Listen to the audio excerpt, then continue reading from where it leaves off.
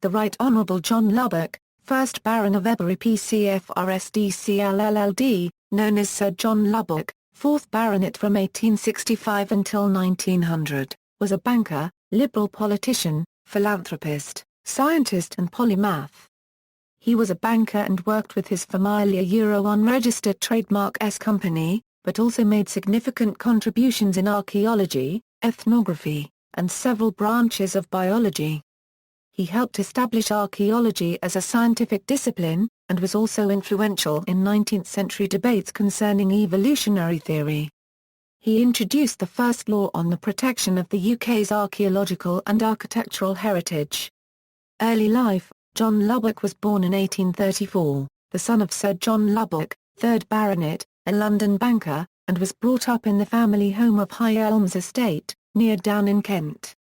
During 1842 his father brought home a great piece of news. The young Lubbock said later that he initially thought that the news might be of a new pony, and was disappointed to learn it was only that Charles Darwin was moving to Down House in the village. The youth was soon a frequent visitor to Down House, and became the closest of Darwin unregistered trademark S younger friends. Their relationship stimulated young Lubbock unregistered trademark S passion for science and evolutionary theory. In 1845, Lubbock began studies at Eton College, and after graduation was employed by his father's bank, of which he became a partner at the age of 22. In 1865 he succeeded to the baronetcy. Business and politics: in the early 1870s Lubbock became increasingly interested in politics. In 1870, and again in 1874, he was elected as a Liberal Party Member of Parliament for Maidstone. He lost the seat at the election of 1880, but was at once elected member for London University, of which he had been Vice-Chancellor since 1872. As an MP, Lubbock had a distinguished political career, with 4 main political agendas: promotion of the study of science in primary and secondary schools, the national debt, free trade, and related economic issues, protection of ancient monuments, securing of additional holidays and shorter working hours for the working classes.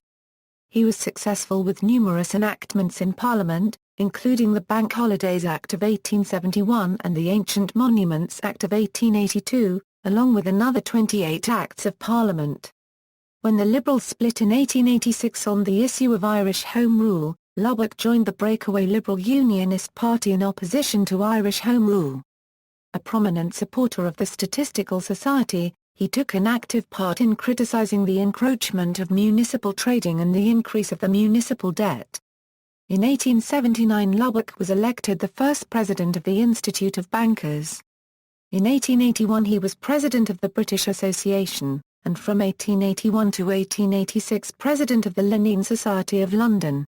In March 1883 he founded the Bank Clerks' Orphanage, which in 1986 became the Bankers unregistered trademark benevolent fund, a charity for bank employees, past and present, and their dependents. In January 1884 he founded the Proportional Representation Society, later to become the Electoral Reform Society. In recognition of his contributions to the sciences, Lubbock received honorary degrees from the Universities of Oxford, Cambridge, Edinburgh, Dublin and Zburg, and in 1878 was appointed a trustee of the British Museum. From 1888 to 1892 he was president of the London Chamber of Commerce.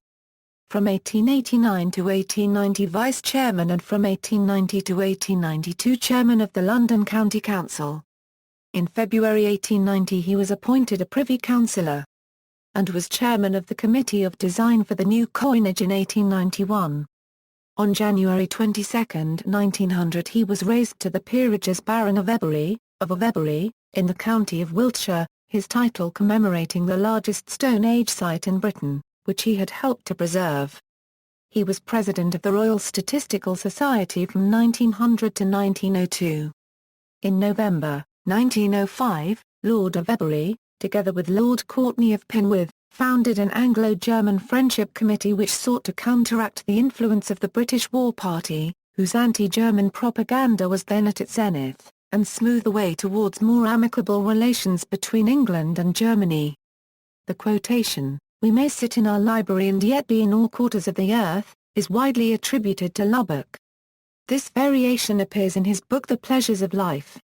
Archaeology and Biological Science. In addition to his work at his Fithera Euro unregistered trademark S-Bank, Lubbock took a keen interest in archaeology and evolutionary theory. A collection of Iron Age antiquities Lubbock and Sir John Evans excavated at the site of Hallstatt in Austria is now in the British Museum's collection. He spoke in support of the evolutionist Thomas Henry Huxley at the famous 1860 Oxford evolution debate. During the 1860s, he published many articles in which he used archaeological evidence to support Darwinian Euro unregistered trademark S theory. In 1864, he became one of the founding members of the Elite X Club, a dining club composed of 9 gentlemen to promote the theories of natural selection in academic liberalism. During the 1860s he held a number of influential academic positions, including president of the Ethnological Society from 1864 to Euro 65. Vice President of Linnean Society in 1865, and President of the International Congress of Prehistoric Archaeology in 1868. In 1865 he published Prehistoric Times, which became a standard archaeology textbook for the remainder of the century, with the 7th and final edition published in 1913. His second book, On the Origin of Civilization, was published in 1870. During 1871, he purchased part of the Avebury estate to protect its prehistoric stone monuments from impending destruction. During the early 1870s, he held the position of President of the Royal Anthropological Society from 1871 to Euro 73, as well as the position of Vice President of the Royal Society in 1871. During this period he worked with John Evans, the other key figure in the establishment of the discipline of archaeology. In 1865 Lubbock published what was possibly the most influential archaeological textbook of the 19th century, Prehistoric Times, as illustrated by ancient remains, and the manners and customs of modern savages. He invented the terms Paleolithic and Neolithic to denote the Old and New Stone Ages respectively. More notably, he introduced a Darwinian-type theory of human nature and development. What was new was Lubbock Euro unregistered trademark S. Insistence that, as a result of natural selection, human groups had become different from each other, not only culturally, but also in their biological capacities to utilize culture. Lubbock complained in the preface to Prehistoric Times about Charles Lyell, note a Euro in his celebrated work on the antiquity of man. He coined the term Neolithic in 1865. Sir Charles Lyell has made much use of my earlier articles in the Natural History Review, frequently, indeed, extracting whole sentences verbatim, or nearly so. But as he has in these cases omitted to mention the source from which his quotations were derived, my readers might naturally think that I had taken very unjustifiable liberties with the work of the eminent geologist. A reference to the respective dates will, however, protect me from any such inference. The statement made by Sir Charles Lyell, in a note to page 11 of his work, that my article on the Danish shell mounds was published after his sheets were written, is an inadvertence, regretted, I have reason to believe, as much by its author as it is by me. In 1871 he bought land at Avebury to prevent part of the ancient stone circle from being built on. This, and other threats to the nation's heritage, persuaded him that some legal protection was needed. In 1874 he introduced a parliamentary bill that would identify a list of ancient sites that deserved legal protection. After several later attempts and against some opposition it was not until 1882 that a much watered-down version, the Ancient Monuments Act, came into being. Though restricted to 68 largely prehistoric monuments, it was the forerunner of all later laws governing the UK's archaeological and architectural heritage. Lubbock was also an amateur biologist of some distinction, writing books on Hymenoptera, on insect sense organs and development, on the intelligence of animals, and on other natural history topics. He discovered that ants were sensitive to light in the near-ultraviolet range of the electromagnetic spectrum. The following verse from Punch of 1882 captured him perfectly. How doth the banking busy bee improve his shining hours? By studying on bank holidays, strange insects and wild flowers. He had extensive correspondence with Charles Darwin, who lived nearby in Down House. Lubbock stayed in Down except for a brief period from 1861–65, when he lived in Chislehurst. Both men were active advocates of English spelling reform, and members of the Spelling Reform Association, precursor to the Simplified Spelling Society. Darwin rented land, originally from Lubbock, a unregistered trademark's father, for the Sandwalkwood where he performed his daily exercise, and in 1874 agreed with Lubbock to exchange the land for a piece of pasture in Darwin, a unregistered trademark's property.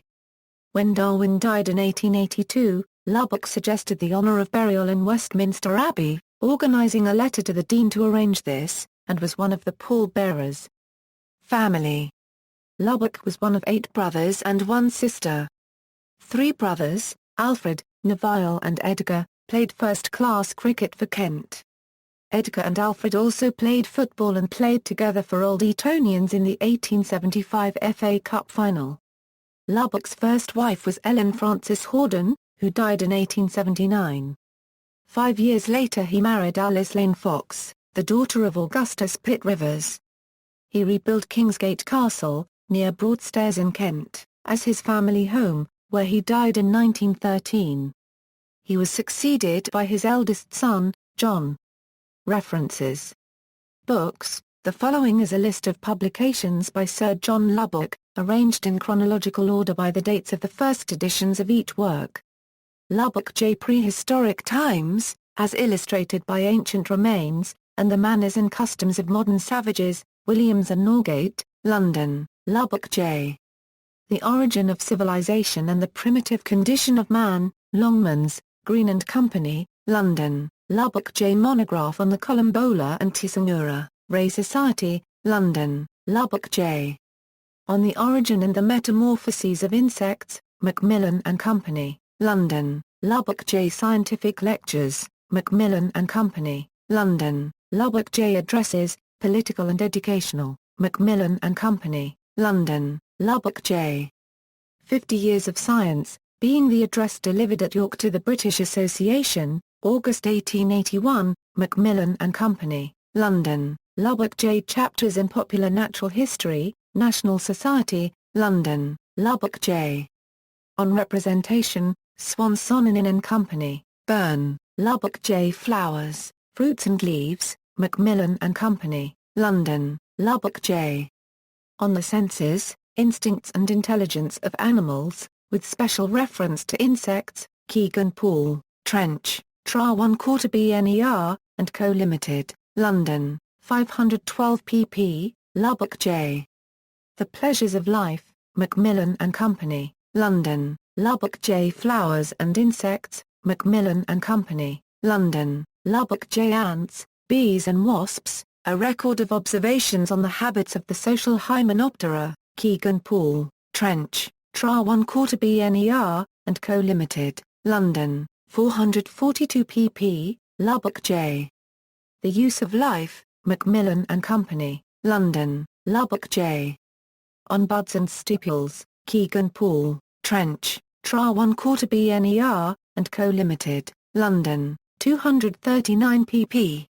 Further reading, Freeman, R.B. Charles Darwin, A Companion. Folkestone, William Dawson and Sons Limited. Grant Dufew. The Life Work of Lord Avebury, Watts and Company, London. Hutchinson H. G. Life of Sir John Lubbock, Lord Avebury, London. Patton M. Science, Politics and Business in the Work of Sir John Lubbock, a Man of Universal Mind, Ashgate, London. Pin, Alice and the Teacher Taught. What Charles Darwin Owed to John Lubbock. Notes Rec aux Soclond. March 20. 68, 1, 7 €19. Sir John Lubbock in the Columbia Encyclopedia, Trigger B.G. A History of Archaeological Thought, Cambridge University Press, Cambridge. Keynes-Jackson, CPR Ancient Monuments and the Land Around Them, with a preface by Sir John Lubbock, Elliot Stock, London. External links, John Lubbock at Wyke. Quote, Works by John Lubbock, 1st Baron of Avebury at Project Gutenberg, Works by or about John Lubbock, 1st Baron of Avebury at Internet Archive, Hansard 1803 Euro 2005, Contributions in Parliament by John Lubbock, John Lubbock Euro Forgotten Polymath, by Philip Stedman, New Scientist, January 10, 1980, p. 84, Obituary, Electoral Reform Society, Lubbock J. Prehistoric Times, 1, Lubbock J. Monograph of the Columbola and Tissanura, Ray Society, London, Lubbock J. Addresses, Political and Educational, Macmillan and Company, London, John Lubbock at Minnesota State University E-Museum, John Lubbock. At Bartleby.com, History of High Elms Golf Club and Course. Retrieved October 18, 2009. Portrait, Cricket Career on Cricket Archive.